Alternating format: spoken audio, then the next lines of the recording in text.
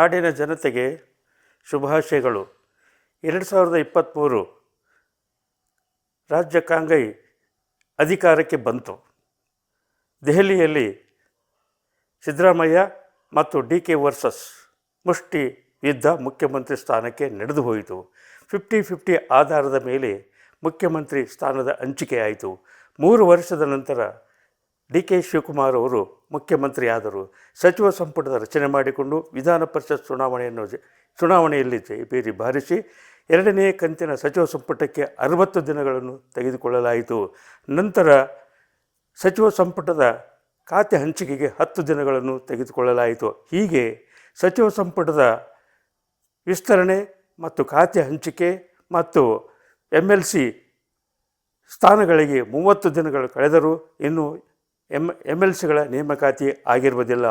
ಹೀಗೆ ರಾಜ್ಯದ ಜನತೆ ಚರ್ಚೆ ಮಾಡುವುದೇನೆಂದರೆ, ಕರ್ನಾಟಕದ ಕಾಂಗ್ರೆಸ್ ಹೈಕಮಾಂಡು ದೆಹಲಿಯಲ್ಲಿದೆಯೋ, ಬೆಂಗಳೂರು ನಗರದ ಸದಾಶಿವ ನಗರದಲ್ಲಿದೆಯೋ ಅಥವಾ ಕೇರಳದಲ್ಲಿ ಇದೆಯೋ ಎಂಬುದರ ಬಗ್ಗೆ ಸುದೀರ್ಘ ಚರ್ಚೆ ದಿನನಿತ್ಯದ ರಾಜ್ಯದ ಜನತೆಯ ಚರ್ಚೆಯಾಗಿದೆ. ಆದರೆ 8 ದಿನಗಳ ಅಧಿವೇಶನ ನಡೆದು ನಂತರ ಅರ್ಧಕ್ಕೆ ವಿಧಾನಸಭೆಯ ಕಲಾಪಗಳನ್ನು ಮೊಟಕುಗೊಳಿಸಿ ಈಗ ಮಹಿಳಾ ಸಚಿವ ಸ್ಥಾನ ಖಾಲಿ ಇರುವುದನ್ನು ತುಂಬುವುದಕ್ಕೆ ಮುಖ್ಯಮಂತ್ರಿ ಶಿವಕುಮಾರ್ ಅವರು ಭಾರೀ ಸೆಣಸಾಟ ನಡೆಸಿದ್ದಾರೆ.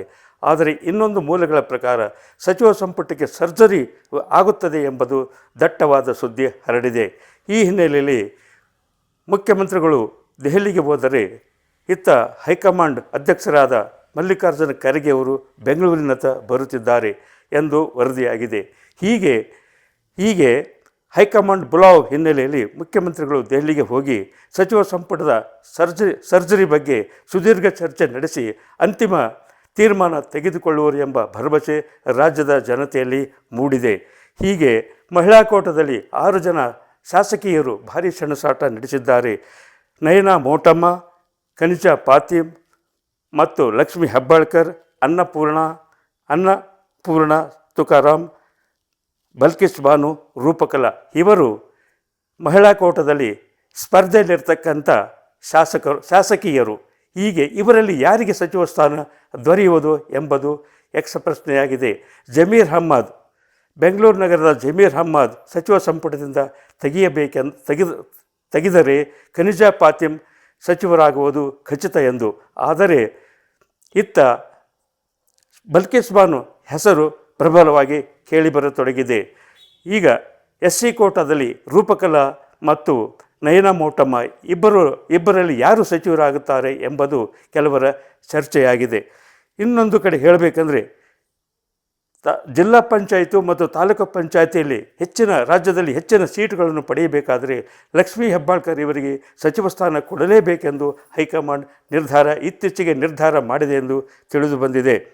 ಆಮೇಲೆ ಸಿದ್ದರಾಮಯ್ಯರ ಕೋಟಾದಲ್ಲಿ ಬಸವರಾಜ ಶಿವಣ್ಣನವರು ಮಂತ್ರಿಯಾಗಬೇಕಾಗಿತ್ತು, ಆದರೆ ಆಗಲಿಲ್ಲ. ಈಗ ಸಿದ್ದರಾಮಯ್ಯರ ಬೇಡಿಕೆಯನ್ನು ಈಡೇರಿಸಬೇಕಾದರೆ ಬಸವರಾಜ ಶಿವಣ್ಣನವರನ್ನು ಸಚಿವರನ್ನಾಗಿ ಮಾಡಲೇಬೇಕು.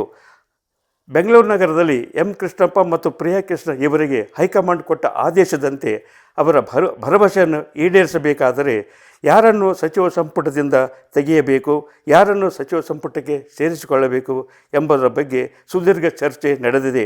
ಆದರೆ ಮಂಡ್ಯದ ಚಲುವರಾಯಸ್ವಾಮಿಯವರು ಹಲವಾರು ಬಾರಿ ಸಚಿವರಾಗಿದ್ದಾರೆ. ಅವರನ್ನು ತೆಗೆದು ಕೃಷ್ಣಪ್ಪ ಇಲ್ಲವೇ ಅವರ ಪುತ್ರ ಪ್ರಿಯಾ ಕೃಷ್ಣ ಇವರನ್ನು ಸಚಿವರನ್ನಾಗಿ ಮಾಡಬೇಕೆಂದು ಹೈಕಮಾಂಡ್ ಮಟ್ಟದಲ್ಲಿ ಸುದೀರ್ಘ ಚರ್ಚೆ ನಡೆದಿದೆ ಎಂದು ತಿಳಿದು ಬಂದಿದೆ. ಪುಟ್ಟರಂಗಶೆಟ್ಟಿ ಇವರನ್ನು ತೆಗೆದು SC ಮಾದೇವಪ್ಪ ಇವರನ್ನು ಸಚಿವರನ್ನಾಗಿ ಮಾಡಬೇಕೆಂದು ಸಿದ್ದರಾಮಯ್ಯ ಬೆಂಬಲಿಗರು ಡಂಗುರ ಸಾರುತ್ತಿದ್ದಾರೆ. ದಿನೇಶ್ ಗುಂಡೂರಾವ್ ರಾಜ್ಯದಲ್ಲಿ ಬ್ರಾಹ್ಮಣರಿಗೆ ಸಚಿವ ಸಂಪುಟದ ಸಚಿವ ಸ್ಥಾನ ನೀಡಿರುವುದಿಲ್ಲ ಎಂಬುದು ಬ್ರಾಹ್ಮಣ ಸಮಾಜದವರ ಕೂಗು. ಇದನ್ನು ಈಡೇರಿಸಲು ದಿನೇಶ್ ಗುಂಡೂರಾವ್ ಸಚಿವ ಸಂಪುಟಕ್ಕೆ ಬರುವುದು ಖಚಿತವಾಗಿದೆ. ಇತ್ತ ಲಕ್ಷ್ಮೀ ಹೆಬ್ಬಾಳ್ಕರ್ ಸಚಿವ ಸಂಪುಟಕ್ಕೆ ತೆಗೆದುಕೊಳ್ಳಬೇಕೆಂದು DK ಶಿವಕುಮಾರ್ ಅವರ ಮುಖ್ಯ ಗುರಿಯಾಗಿದೆ. ಏಕೆಂದರೆ ಲಕ್ಷ್ಮೀ ಹೆಬ್ಬಾಳ್ಕರ್ DK ಶಿವಕುಮಾರನ ಗುಂಪಿನಲ್ಲಿ ಗುರುತಿಸಿಕೊಂಡವರು. ಈತ ಯಶವಂತರಾವ್ ಪಾಟೀಲ್ ಹೇಳಿದ್ದೇನೆಂದರೆ, ಸಚಿವ ಸಂಪುಟದ ಸಮಾಜವನ್ನು ಮಾಡತಕ್ಕಂಥ ಸಚಿವರು ಸಚಿವ ಸಂಪುಟದಲ್ಲಿದ್ದಾರೆ. ಅಂತ ಗಂಭೀರ ಆರೋಪ ಮಾಡಿದ್ದು ಇದು ಚುನಾವಣೆಯ ಮೇಲೆ ಗಂಭೀರ ಪರಿಣಾಮ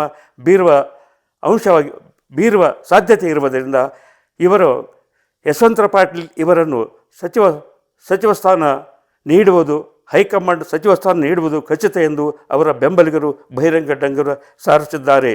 ಇತ್ತ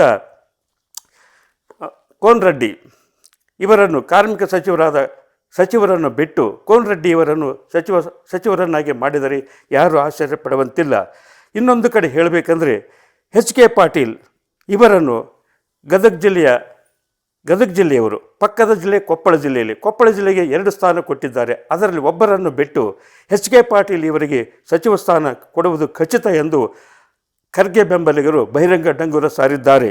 ಇತ್ತ ಈಶ್ವರ ಖಂಡ್ರೆ ಇವರನ್ನು ಉಪಮುಖ್ಯಮಂತ್ರಿ ಮಾಡಬೇಕೆಂದು ಮತ್ತು ಹಿಂದ ನಾಯಕರಾದ ಸತೀಶ್ ಜಾರಕಿಹೊಳಿ ಇವರನ್ನು ಉಪಮುಖ್ಯಮಂತ್ರಿಗೆ ಮಾಡಬೇಕೆಂದು ಕೆಲವರು ಬಹಿರಂಗವಾಗಿ ಬಂಡಾಯ ಸಾರಿದ್ದಾರೆ. ಹೀಗೆ ಇನ್ನೊಂದು ವಿಷಯ ಹೇಳಬೇಕೆಂದರೆ AICC ಪ್ರಧಾನ ಕಾರ್ಯದರ್ಶಿಯನ್ನಾಗಿ ಜಮೀರ್ ಅಹ್ಮದ್ ಮತ್ತು ಪುಟ್ಟರಂಗ ಶೆಟ್ಟಿ, ಚೆಲುವರಾಯ ಸ್ವಾಮಿ, ಶಿವರಾಜ್ ತಂಗಡಗಿ ಇವರೆಲ್ಲರನ್ನು ಹೈಕಮಾಂಡ್ AICC ಪ್ರಧಾನ ಕಾರ್ಯದರ್ಶಿಯನ್ನಾಗಿ ಮಾಡಿ ಪಕ್ಷಕ್ಕಾಗಿ ಉಪಯೋಗ ಮಾಡಿಕೊಳ್ಳುವುದೆಂದು ದೆಹಲಿ ಮೂಲಗಳಿಂದ ತಿಳಿದು ಬಂದಿದೆ. ಜೈ ಹಿಂದ್, ಜೈ ಕರ್ನಾಟಕ. NG ಕಾರ್ಟಗಿ, ಹಿರಿಯ ಪತ್ರಕರ್ತರು, ಬೆಂಗಳೂರು.